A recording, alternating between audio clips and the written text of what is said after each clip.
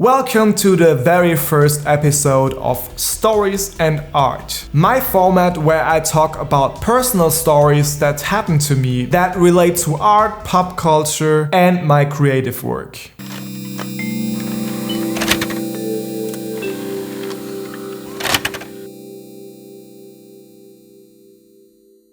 I am a video editor. I also am a marketing manager. I make music. I like to draw. But if I had to pick one creative field that I like the most, it would be video editing and producing. In a lot of cases, I receive video footage that I edit from outside sources.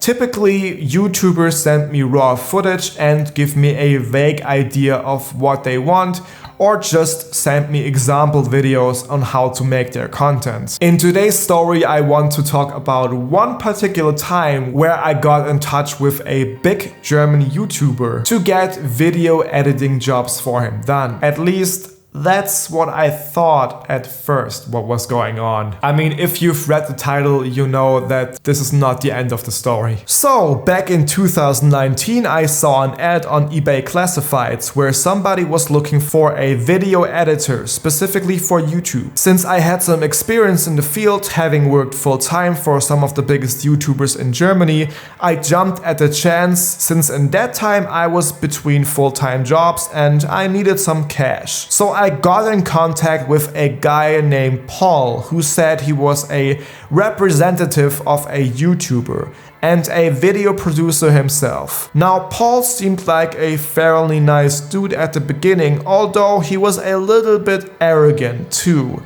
and was talking about how he knew all of these big YouTubers and musicians and rappers since he was living in Berlin, and how I should be grateful to meet him and that he could get me a lot of jobs in the industry. But for now, the job would be solely for one YouTuber. I will not name drop anybody in this video, and I guess it doesn't really matter because my small audience is primarily American, but the YouTuber in question did have a solid audience with, I think, 200,000 subscribers on YouTube. The content was the typical teenager challenges crap you know in the States as well, and some reactions. So not really deep, but as a video editor you don't really care too much about the content, but more of how to cut it down and make creative decisions. So I asked about the biggest question there is: the price per video. Some people go per hour, and that's the best way to do it, but sadly a lot of YouTubers, at least here in Germany, don't have the cash to pay for an hourly rate and will pick the per video price because most of the time it is cheaper that way. But back again to the story. I asked him about the price and he says 40 euros. Now at the time I was like, I charge around 70 to 100 euros. Sometimes maybe even 200 euros depending on the amount of video footage. But he basically said, yeah, you know how YouTubers are. They are all cheapskates. Well, that's where if you do anything in the creative field, you should see the first red flag. I was younger, I didn't see it, but well, I said yes to the offer. Okay, so I put a lot of effort into the video, around like 2 to 3 hours, so that was 20 euros per hour, which for a freelancer is not much to go with. But I really needed the cash and I wanted to continue editing so I would stay sharp. The first weird thing that I noticed were the comments sent by Paul that came directly from the big YouTuber, which always said something like, "Man, can you please change XYZ in the edit?" I should have known back then what that meant, but I was still too ignorant to understand what was going on until one day I looked at the videos that were online on the official YouTube channel of this influencer, only to discover that I was tricked by Paul. You see, in the description of the videos it said edited by Paul and with a link to his Instagram. So what happened? Basically, Paul got a bunch of video editors on eBay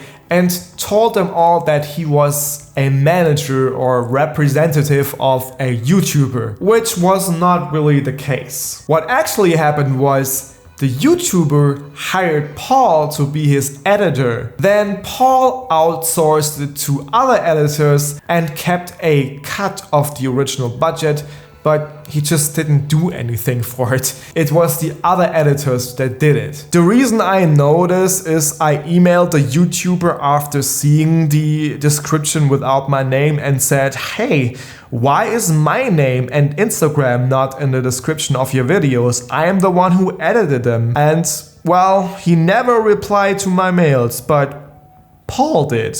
He basically just sent me a lot of texts claiming, What were you thinking talking directly to the YouTuber? And I hate people who go back behind my back. And when I flat out asked him, he still claimed that the YouTuber knew about this kind of outsourcing and that he was in the right to do all of this. Moral of the story is, when you work in a creative field, there's always the chance to get ripped off. So my personal takeaway and my kind of moral of the story with this case is, always try to communicate directly with the person in charge who's paying you. Plus, please, never undersell your value. And big YouTubers are mostly idiots. That's it for this video. If you liked it, I would be thrilled if you left a like, a comment and a subscription. And please tell me in the comments if you want to hear some more stories from my creative work and what I take away from them. Until then, stay pulpy and stay artsy. See you guys.